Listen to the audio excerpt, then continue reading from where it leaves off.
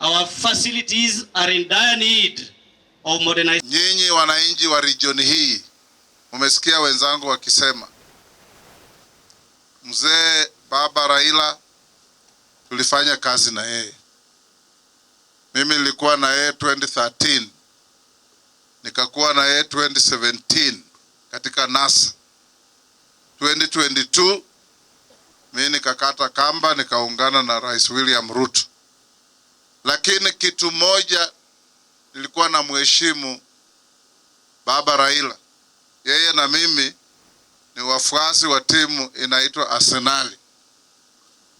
Siku ile Arsenal inacheza, hata wakati wa kura mimi niko Kenya Kwanza, yeye ako Azimia anapiga zimazima mwami, Arsenal yetu inacheza.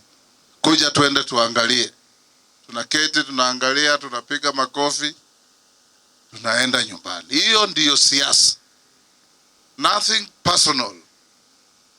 Munauza sera, mkimaliza mnabaki kuwa wa Kenya. Munauza mambo ya maendeleo, mkimaliza mnabaki kuwa marafiki. Hata mtoto yangu msichana ameolewa kwa familia ya Raila kule Bondo. Viongozi wenu wameamua kwa kauli moja kwamba pale mzee Raila aliwaacha ndio tutakuwa. Tuunganishe nchi yetu. Kwa hivyo leo tukijenga nyumba ya Mungu pia tukumbushane ya kwamba Kenya hii lazima iwe kitu kimoja. Na kwa mara ya kwanza tunaona Northeastern barabara za lami zinajengwa. Hapa Nyanza barabara zinajengwa. Kule Western barabara zinajengwa.